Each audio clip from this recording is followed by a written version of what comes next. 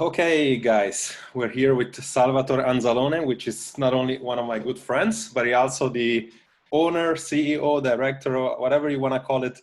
He built up his own fortune by itself. So I feel like, we can call him whatever we want, but this definitely is definitely worthwhile talking. Good. Welcome to the chat, Sal. So how are you doing today? Great, business is good, and my investments in the stock market are up today significantly, so I'm very happy. That's excellent, excellent. So this is supposed to be a quote unquote marketing interview, but it's gonna be fun for me because for me you're one of the most interesting character that I know when it comes to you being able to build a website, being able to build something digital today, and be able to make your own fortune when we talk about you making a really good life here in Miami, as well as obviously taking care of your daughter. So I feel like while you share with me before, you're not one of the best marketer that you know, but yet you're able to build something really interesting to me. So the first question, I guess, how this all came about? How were you able to build this? Because I know that you've been having this business for a while now, and like, how did you all came up with this idea to build this calendar? And like, maybe you can share a little bit more of what this is and how you make how this is Okay. making this revenue. Well, for starters, the website is wincalendar.com. It gets approximately 5 million page views a month. Basically started as a hobby, and I used to work for Morgan Stanley, and then after that, JP Morgan. And the problem with working with big banks is that they're on older technology. And as a geek, I have a master's degree in computer science. I want to learn the latest technology, especially when you're right out of college. You don't want to be working with software that's 15 years old. So I kind of started as a hobby to teach myself different web technologies, to be on the cutting edge of technology, whereas my employees were using older technology.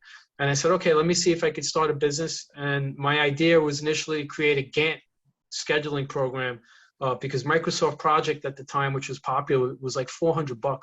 And most people don't use most of the features. And I said, I could build something that's just as good as a scaled down version of Microsoft Project that works in Excel. And that was my idea. And so I wrote a calendar component for that to pick a date. And that took a lot longer than I expected. That took maybe 3-4 months. And I was kind of a little bit exhausted. I said, you know what, I could sell this as a pop-up calendar right now before even finishing my other idea, which was a Gantt program. A Gantt chart, by the way, is just a horizontal timeline bar chart. So I created a quick website. I put the calendar pop-up out there, and it started selling. And then I started improving that. And then I looked, when you Google various terms related to calendars, you see all these online calendars. And I had the structure of calendars and how to create one programmatically in my mind. And I said to myself, I can do that. So I started coding how to various calendars online. And, to make money from advertising, creating online calendars. And at first it didn't do so well. Maybe I made an extra $50 in a week or so. And then little by little, in about 3-4 years, it took about 3-4 years, I was making more than I was making working for JP Morgan at the time. And I even got promoted at JP Morgan. I was a vice president when I quit, although it doesn't say much because they have like literally thousands of vice presidents. I think they just do that to make you feel proud of your job so you don't quit.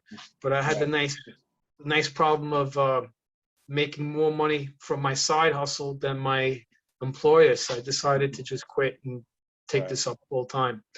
And it's worked out well for me. How did you drive all the, like you mentioned about the time frame that it takes, but how did you drive the traffic to your website? Like what, because I mean, that's in my opinion is also marketing, but it seems more like organic marketing, like, and I don't know, like, how would you do it? Initially, I discovered a trick, but the trick doesn't work anymore because keep in mind, I've had my business for over 10 years. And Google's a lot more sophisticated now. But 10 years ago, there was different tricks, that you could do, techniques to kind of show up on the top of search results for different keywords. And one of the tricks that I discovered is that, it was kind of well known even today that one of the biggest ranking factors is how many websites link to your website, right? And also Google looks at the quality of the websites linking to your website. So every link to your site is kind of like a vote for your site. So I discovered the trick, and the trick was if I give away free calendars in Word and Excel format, And each free calendar I give away, which, you know, it's done, people download it on the site. Each free calendar has links back to the site. Well, guess what? Maybe a small percentage of people will download a calendar in Word or Excel format, fill in like whatever they need, for example, a soccer club or whatever the purpose of the calendar is, and then post it to their website, or do a save as HTML, which you can do from Word or Excel, and save it to their website. And a good portion of the time, they won't remove the links that I have built in that points back to my site. So I get a lot of people accidentally, or not realizing, or not bothering to remove the little tiny links at the bottom of the page. So when they would fill out the calendar and post it to their site, they're probably mostly, without realizing, linking back to Win Calendar. And that was a godsend, because all of a sudden, and I really started mastering that. I started hiding the links, so not quite hiding it, but using gray text, trying to make it not obvious that there's these links. You know, and it wasn't really spam or anything, but people, anytime they were creating a calendar using the free files they got from the site and posting it onto a website, they're linking back to Win Calendar. And that was fantastic. And it just exploded the website to the top of search results for calendar related terms. Although that trick doesn't quite work anymore, it still helps. But Google's a lot, you know, Google's search ranking algorithm is a lot more sophisticated today. They use, from what I understand, 200 different quality indicators, but it definitely still helps. And I still have links. Anytime you download any calendar on the site, there's calendars in PDF format, Word format, Excel format. There's links that take you back to the site. Right.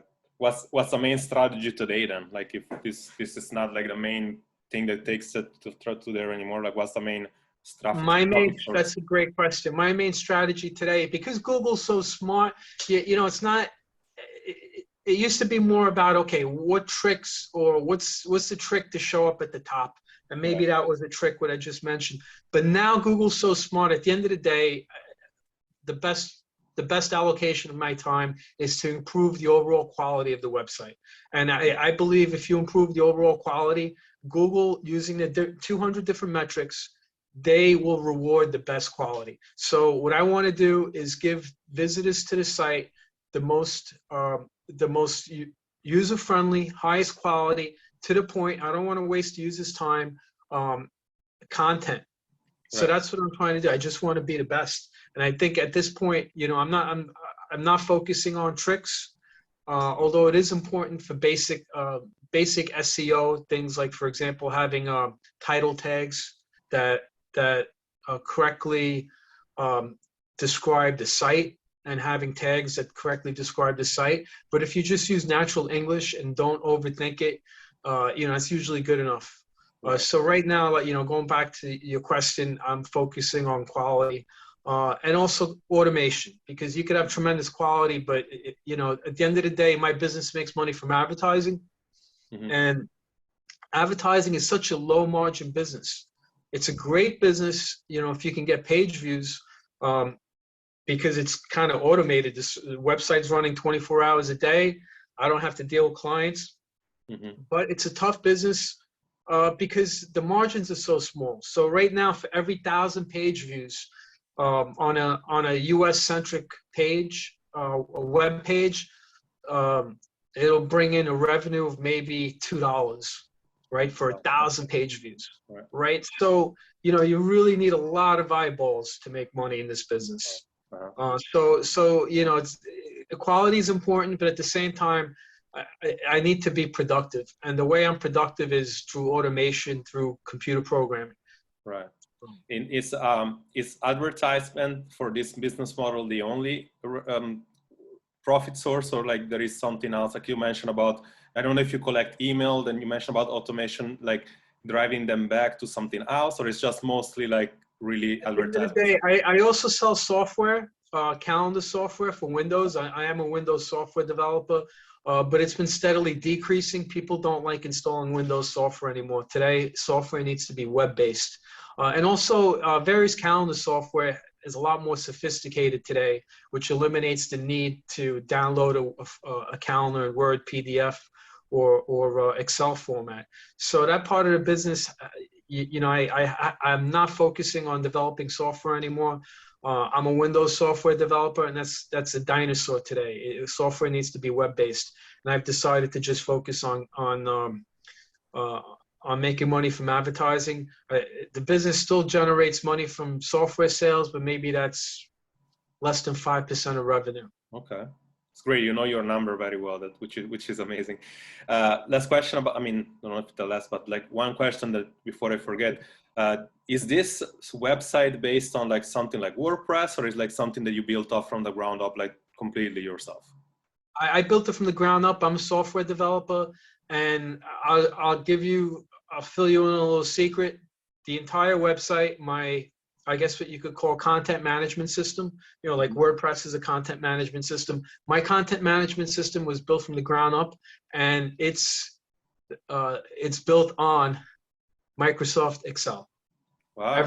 Pretty much all the data, although I do use a database now, is in Microsoft Excel.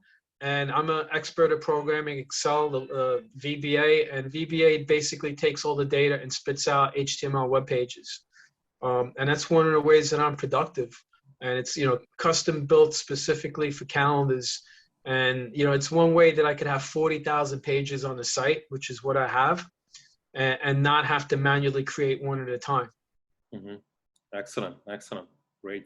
Why do you think that you mentioned about things obviously changing in Google's and everything? Like, do you think the changes that you saw in the past few years is due to the coming in of like the social media, or it's more about competition you have, or like what would you say these changes are attributed to? Like, what is the main problem that, I mean, why these changes are happening in your opinion? I think overall Google is just getting better, and they're using AI as part of indexing. Like, I think it's called click-through data. One of the things they look at, if you click on a result and you're not happy with it, there's a good chance you're going to click the back button or click on a similar result or fine-tune your search query. Well, you take all of that data and they measure everything. If you're clicking the back button because you weren't happy after clicking through to a result, Google's measuring that. And they're putting that through AI to figure out, to infer quality. So, they're getting better and better. So at the end of the day, if you get the tricks, obviously you need to dot your I's and cross your T's by having the right text and the right descriptors on your page to explain to Google or the end user, for that matter, what your site is about. But ultimately, it's about quality. Right. Okay. And for my business, I also can't understate, the importance of, with any web business, you got to leverage technology. And to me, you got to automate. I can't sit there and create a calendar by hand. There's also holiday pages. There's over 2,000 holiday pages, like National Brother Day, which I believe was yesterday. I don't sit there and create that by hand. Everything is in a structured spreadsheet, and then there's a script that generates everything. So to the greatest extent possible, I utilize technology to mass produce and mass create, and to scale up. Otherwise, this business won't be cost effective, and I won't be successful. Plus there's tons of, calendars can't be copyrighted. I have tons of competition, but luckily, Win Calendar's on the first page for lots of search queries. One thing I'm very proud of, and you probably notice, is if you Google the date of your birthday, the last occurrence. So if your birthday is May 2nd, and you Google May 2nd, 2022, or May 2, 2022, Win Calendar's on the first page, usually the first or second result. I'm very proud of that. Amazing. And it's because we have the best content for that. Right. Okay. Okay. And that's all done by, initially I designed it, but it's all generated by computer script. Right. You if I'm not mistaken, it's just you, right? Like you don't have a team, or like would you? I have someone that works for me, and then I outsource some marketing stuff. Okay. Okay. What about marketing stuff that you do, like that one? It's very interesting. What I do is, keep in mind, I'm not selling a physical product, so because Right. I'm, other than software, but that's not the primary focus of my business. So because margins are so small, it doesn't pay to have a big marketing budget, right? Every web page makes pennies a month. okay, the more popular pages will make, you know, maybe $50 or so. But the median page makes a penny a month. 40,000 pages times a penny, or, you know, actually no, I got my math wrong, but, you know, pennies a month. I'll leave it at that. I get it. So, you know, my marketing has to be very cost effective. So what I do is, one of the things I am proud of is, I try to promote the site via Twitter. And I wrote an interface to Twitter. Twitter does have a robust API, which is geek language for an interface that you could program into. So I wrote an interface into Twitter's API that automatically posts tweets, because you know when Mother's Day is, you know when National Brother Day is. So I have a script that says, oh, Mother's Day is in a week. Let me send out a tweet with a reminder. Hey, Mother's Day is a week from now. Now might be a good time to order that gift for your mom, right? So there's the script sends out about 2 or 3 tweets a day, and that's all automated. I don't sit there writing these tweets every day, and it even attaches pictures to it. And I'm proud of that. And you know, just going back to what I said, I think any online business today, unless you're selling something with high margin, profit margin, or you're a celebrity, you need to be extremely efficient and automate. If you're not extremely efficient and automate, you will not be successful. Absolutely, 100% agreed. Excellent. For this one, it was very good for the business part. What I want to quickly move on, because obviously, like, we've been knowing each other for a long time. We both speak Italian, and it's always fascinating to me because you're one of the only American people you do speak Italian, like real Italian, or being originally from New York. Real Italian, but thank you. I'll take that as a compliment. The question is, like you mentioned, that you do a lot of, like, knowing you do a lot of things outside your business that creates money, like stock investment into market. You also have a beautiful daughter. So like one of the things that I asked you several times, like, why don't you work from the house? And you told me, like, I work from office because I need to have like good balance with work and life and everything. So if you can talk a little bit, because I feel like it's going to help a lot of entrepreneurs, like, how do you manage everything? Like, how do you manage your time? How are you very effective on your work? Like, how do you do all that, improving also, like, let's say, like, keeping your energy very high and getting stuff done? Well, to keep it short and sweet, I think the most important thing is focus. And I've actually read different books, and I took a seminar on being productive, and the common theme is focus. And along with that is to remove anything that's going to kill your focus. So for example, I try to avoid social media to the greatest extent possible. You know, I have Facebook. I think I post 1 picture a month, 1 picture a year. It's usually a picture of my daughter's birthday, or just to satisfy my relatives. But honestly, social media, unless it's your job, stay away from social media. There is no greater focus killer than social media. You got to be able to focus. And this is why I have an office. I can work from home. I want to show you something for a second in your audience. I want to show them my setup. This is my setup. I have a 3-screen monitor. Amazing. Right? I have to be very, very efficient. Otherwise, I'm not going to be successful. And I have to be focused. And at home, I even have a 3-screen monitor at home, but I'm not going to be able to focus home because I'm going to start watching CNBC. I'm going to lay down and take a nap. I'm going to make myself breakfast. I'm going to make myself lunch. You know, there's too much distractions. And so it comes down to focus. You need to create an atmosphere where there's no distractions, where you can focus and just work on the stuff that, you know, even anything that's a distraction, get rid of it. You know, even my desk, anything that's not related to my work, for the most part, I try to not keep it at my desk. You know, I don't keep pictures and junk that doesn't pertain to what's going on now. That's good, very good advice. How did you came up with this? Because you keep talking about, like, and it's interesting for me to know your stocks market, like making almost kind of like the same income like your businesses. So like, how did you come up with this? I mean, how did you get the knowledge? Where did you learn how to make that happen? I worked for Morgan Stanley. I worked for JP Morgan, and I took a lot of internal classes. You know, it's fascinating to me I think everybody should have some basic financial literacy. And it comes down to this. In the big picture, from my geek point of view, I don't have a degree in finance. I have a degree in computer science. The big picture is this. Governments around the world are printing money that they don't have.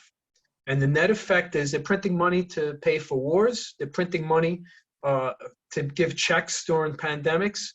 And the bottom line is when the governments print money and they're creating money out of thin air, they are diluting your hard saved money that you have in the bank. And you might get 1%, 2% interest in the bank, if that much. It's actually you're losing money, even if you're getting 2, 3%, because inflation nowadays is like 5 or 6%. So the bottom line is this: the big picture economics is you have to invest, either real estate, stocks, invest in your business, but you have to invest because the big picture is the more money governments print, the more money businesses will make. It's just a macroeconomic law. And therefore, as the governments print money, stocks will rise, usually on the average, at least with inflation. So if you blindly buy an index like the S&P 500, it will at least go up about the same as inflation. And historically, it's done a lot more than that. Versus if you put your money in the bank, you are losing money. And, you know, it's kind of weird. People have the opposite reaction, like right now with the geopolitical situation with the war in Ukraine. And people are nervous about getting into the market. And I actually think it should be the opposite. Because of the war in Ukraine, governments are printing more money. You know, the Biden administration, I think, just signed a bill for billions of dollars to give to Ukraine. I forget if it was 3 billion or 30 billion or something like that. But this money's coming from somewhere. Ultimately, this adds to inflation. So, you know, I'm not debating the merits of that. But the big picture is, and this is just one example, governments all around the world have obligations that they can't meet, so they just print money. So you have to invest to offset the negative effects of money. 100%. That's very, very good advice. Like you always tell me, like, and I wanted this to be that maybe some other people can hear that. This is a very good advice. Last question, and then obviously I'm going to let you go back to what you were doing. In 2022, what would you suggest for somebody that maybe has the same credential you have or something similar, that wanna build something so unique like you did? Like obviously things have changed between now and 4 years ago. It's becoming harder. I see it myself with my own thing that I'm doing. Like, what would you suggest to somebody that wanna be kind of like in your position? I would say find something that they could be, going back to the focus theme, you have to find something that you're passionate about that you could focus on. You can't do something half-heartedly, especially anything that's technical. And you don't have to be a geek because you can outsource a ton of stuff, but you have to have the passion. You have to be able to describe it to a T. So find something that you have a passion for and, you know, research, see if there's a niche, if there's a demand for it. And really another key is find something that can be scalable with technology, right? And that's, if you look at the most successful companies, the common theme is technology, because technology allows you to scale tremendously. So, you know, just a great example of that is a web server, right? And the physical hardware needed to run a high capacity website. Like maybe 20 years ago, a computer to handle a high capacity website would cost maybe, I don't know, 10,000, plus the bandwidth would be maybe $1,000 a month. Today, you know, my hardware costs every month, including the cost of bandwidth, and we use Amazon Web Services. My total Amazon Web Services bill to host all the websites and for bandwidth, for content delivery, is about less than $500 a month. So the point is, technology has become very inexpensive. So, you know, and this is to handle millions of page views a month.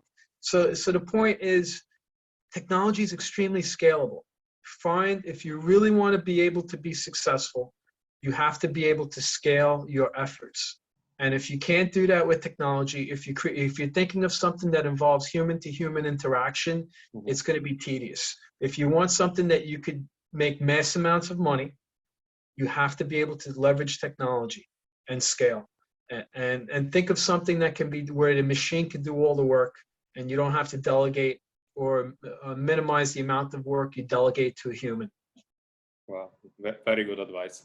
Sal, thank you so much for your time. I really feel like you just deliver much more than you thought you would. Like I told you, this is not gonna be like a techie marketing question thing. It's more about what your experience is, and I feel like this can help a lot of people, not only from the point of view of somebody that builds something, but also from the general point of view. So thank you very much, and we'll talk very soon. Thank you. You're welcome, Jerry. Good luck. Yeah.